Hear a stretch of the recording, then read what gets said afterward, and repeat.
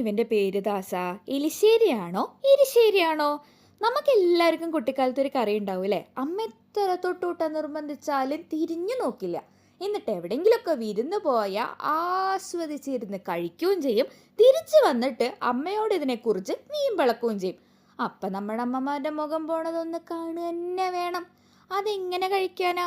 മത്തങ്ങ എന്ന് പറഞ്ഞ പച്ചക്കറി എനിക്കിഷ്ടമല്ല. പിന്നെ നമ്മുടെ ചുവന്ന പയറോ, അത് ഞങ്ങളുടെ പണിക്കനാരുകാവ് അമ്പലത്തിൽ നിന്ന് മാത്രമേ കഴിക്കുള്ളൂ. ആ പയറ് പുഴുക്ക് മാത്രമേ ഉണ്ടാക്കാനും സാധിക്കുള്ളൂ. ഇതായിരുന്നു എൻ്റെ ഒരു കാഴ്ചപ്പാട് ഈ ഒരു കറി ഒരിക്കൽ കഴിക്കണത് വരെ. എന്നാലും ഇത്രയും എളുപ്പമുള്ള കറി എന്തേ എൻ്റെ കണ്ണപ്പെടാതെ പോയേ? സുന്ദര കുട്ടന്മാരായ നമ്മുടെ മത്തങ്ങേനെ വേവിച്ച് ഉടച്ചങ്ങിട്ട് എടുക്കുക. അതിലേക്ക് നമ്മൾ വേവിച്ച് വെച്ച ചുവന്ന പയറ് ചേർക്കുക. പിന്നെ ഒരു ചെറിയ അരപ്പുണ്ടാക്കുക. നമ്മുടെ തേങ്ങയും പച്ചമുളകും വറ്റൽമുളകും ജീരകവും കൂടെ അരച്ചങ്ങിട്ട് ഈ ഒരു കുറുക്കിലേക്ക് ഒഴിക്കുക.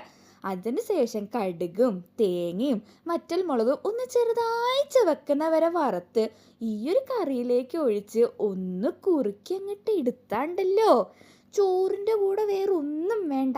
അല്ലല്ലല്ല, കുറച്ച് കണ്ണിമാങ്ങ അച്ചാറും ഇത്തിരി ചമ്മന്തിയും ഒരു പപ്പടവും കൂടി ഉണ്ടെങ്കിലേ വേറൊന്നും വേണ്ട. പക്ഷേ അപ്പോഴും എൻ്റെ സംശയം അങ്ങോട്ട് മാറിയില്ല.